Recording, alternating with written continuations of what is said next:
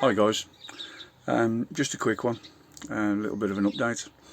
I've been fitting the rest of my cladding to the roof of the van. I put a little bit up the other week just so as I could get my max shade fitted up, so I could put some of the cladding up, paint around the edge and put it up out the road.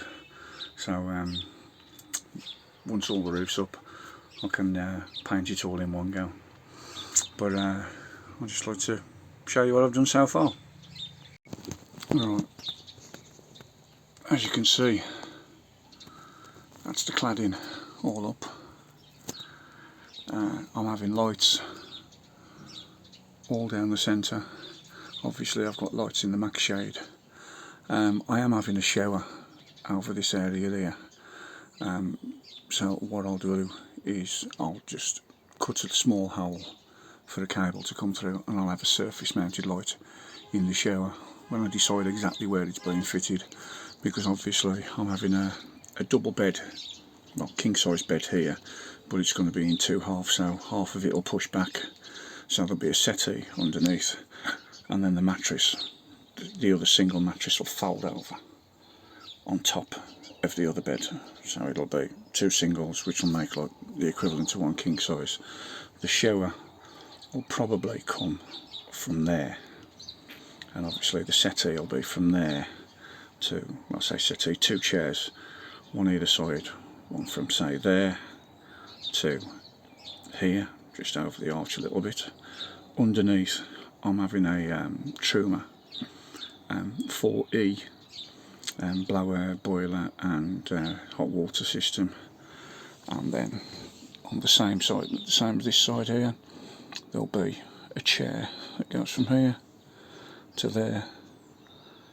Underneath there'll be a little bit of storage, and then in the middle there'll be a table that I can have fixed or drop down to make another single bed, so someone like the grandson can sleep underneath.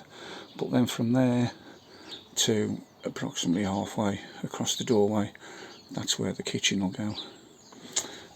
Now what I've actually done, I've still got one piece of cladding to put up on this edge, but as you can see I've put the foil bubble wrap up. On the roof there is sound deadening, and then there is this closed cell foam soundproofing. It's a soundproofing insulation and sound deadening material, but it also acts as an insulation as well. It's I think it's 6mm or 7mm thick, and then on top of that there is 25mm of Celotex Kingspan insulation, this stuff here, and then there's the bubble wrap. Now its purpose is to be mainly, I mean everybody goes on about vapor barrier. Basically I'm using it as a reflectix. I'm actually using it for what it's designed to do. So obviously you can see the foil barrier there, and then there's just over a centimetre gap where the cladding's nailed to. So actually, if you can see there, I can get my hand in the back, so there's going to be an air layer, so it's going to help with a little bit more of the radiant heat. It's going to keep it in and also help keep the cold air out. I've actually fixed the cladding to the roof with a it's a flexible polyurethane adhesive, because I didn't want to go down the routes of screws. I know with screws you can take it off, but with this, the way it's fitted, it's polyurethane adhesive, and there's also 3/4 of an inch tacks knocked in. So obviously once it's all gone off, it's going to be, I mean, the adhesive's going to glue it and hold it. The tacks are there just to hold it in place so it don't move. But also once it's all sanded down and given a few coats of paint, you won't actually see the nails or anything like that. And I just didn't want the screws. I didn't want to use screws. It's overkill. Yeah, you can take them down, but at the end of the day, I can't envisage the ceiling coming down for anything. Obviously, if I get a leak, it'll be sealed from on the outside. There is a small gap, obviously, so if I did want to feed any cables over the roof for any reason, I could. The only trouble I may have is with the cables for the lights. I've got the cables going across, and the LEDs are going to go in there. But if there is any problems with the cables, it's easy just to thread fish from the hole across to the side there. It's going to be easy to fish another cable through. Also, the way I'm having my bed and where the electrics are going to be positioned, I'd sooner run more of my cables outside of the cladding, because then if I want to take them out or move them or add anything in, it's a lot easier. Yeah, I know it might look in theory neater by having your cables coming out the wall and a socket mounted there and that lot, but the way it's going to be done, you ain't going to see any cables. Where I'm having sockets, there's going to be one socket for the boiler, so if I do go on hook up, I can plug it in direct to the mains. There's going to be another socket in the garage for the hookup for my mains charger. There's also going to be a socket. I'm thinking of having a microwave, but the power for the microwave is going to run from the mains through my inverter, because it's got an auto switch. So if I'm on hookup, it'll go direct to shore power, and if I want to use the microwave and I'm not on hookup, it'll just use the batteries. Obviously, I'm having 300 amps of lithium. I'm just going to fit a small 800 watt microwave. I was even considering buying a small induction hob, and so if I wanted to just make a coffee rather than using my gas, because obviously if I've got one of those small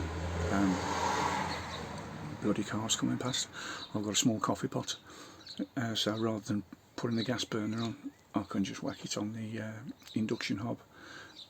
Yeah, it'll use a little bit of my power, but I say I've got 600 watts of solar on the roof, and I'm having a 30 amp battery to battery charger, so I should have sufficient power just to make a cup of coffee or warm a steak and kidney pie up in the microwave.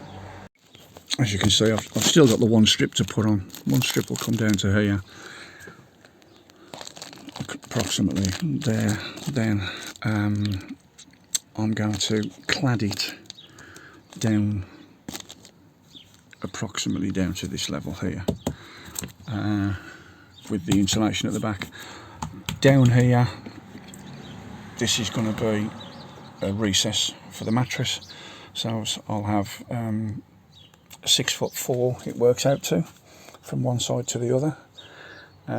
Obviously I'm not planning on going to the North Pole, so 25mm of the Celotex insulation, plus there's also some of the cloud cell foam behind there. I'm also going to put, once it's all sorted, some cloud cell foam, and I don't know whether to use some carpet lining, top carpet, over the top of the cloud cell foam, so it's like a padded headboard sort of thing, rather than cladding this bit. But I say the shower will go approximately from here to over here. I'm having a big shower with more than likely we're going down the route of a composting toilet rather than a chemical one. So I ain't necessarily keep going back onto campsites. And then from here over to here, the little gap there, I'm having an Inlander 12 volt compressor fridge. So if I have the fridge on this side, I can get away with having a I don't know whether you can hear those car horns in the background. I've got a humpback bridge at the end of my street, and of course it's a single lane bridge, so every time a car comes up to the apex of the bridge, they all pat the horns to warn everybody. So I think you could pick that up in the background. But I say I'm having the fridge on this side, which will give me more space for storage underneath the kitchen units. So there we go, guys. So if you've enjoyed this little update, I like keeping you informed on my progress. Another van coming past. I like to keep you informed so as you can all see exactly what I'm doing and how it's going on. It may be a little bit slow progress, but I say with me working as well, and the weather, I find it hard to get out and do anything. So, but I say if you've enjoyed it and you're enjoying what I'm actually doing, I say if you like the video and subscribe, and you'll get any notifications then of anything else I put up. So catch you all later, guys. Cheers for watching. Bye.